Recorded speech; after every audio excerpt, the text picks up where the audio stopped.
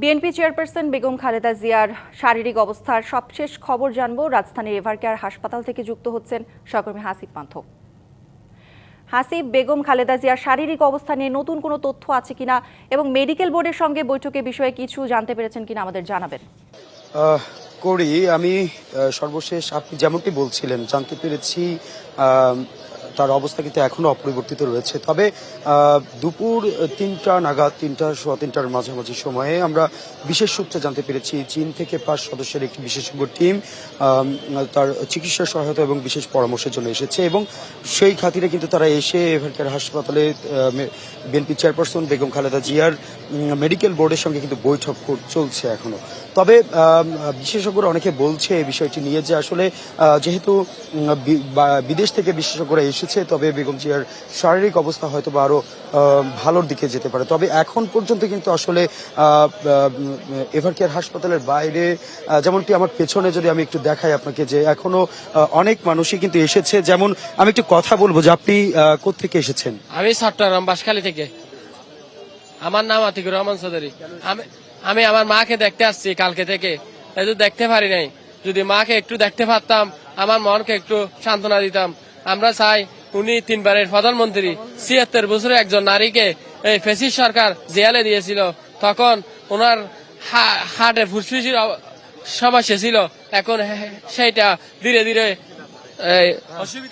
নতুন এবং ফিরে আসা গ্রাহকদের জন্য নগদে চলছে ক্যাশব্যাক সহ প্রতিদিন হাজারো উপহার জেতার সুযোগ। হবে আশা আর ফেরা, সারপ্রাইজ সেরা।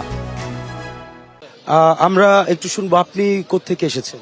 আমি পটুয়াখালী ২ বাঘুল উপজেলা থেকে আসছি। আমার নাম হাসিবুর রহমান।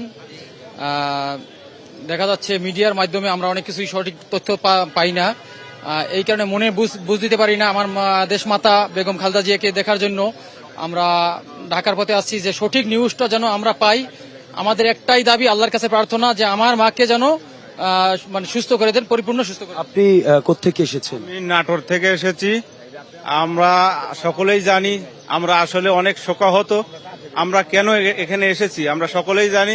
আমার মা বেগম দেশ নেত্রী খালেদা জিয়া উনি অনেক অসুস্থ। আমরা সকলেই ওনার জন্য দোয়া এবং মনোজাত করি যে উনি যেন সুস্থ হয়ে আমাদের মাঝে এসে আবার নেতৃত্ব দেন। করি আমি কথা বলছিলাম কিন্তু আসলে এখানে যারা নেতাকর্মীরা এসেছেন শুনছিলেন যে আসলে মন মানছে না তাদের, তারা একটি নজর দেখার জন্য কেউ চট্টগ্রাম, কেউ পটুয়াখালী কিংবা কেউ নাটোর থেকে ছুটে এসেছেন।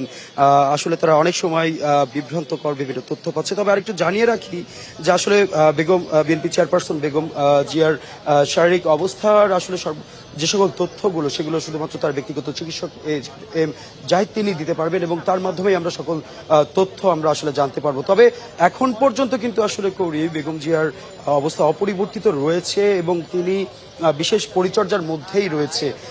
সর্বশেষ জানাচ্ছিলাম কৌরি এভারকেয়ার থেকে। ধন্যবাদ আপনাকে।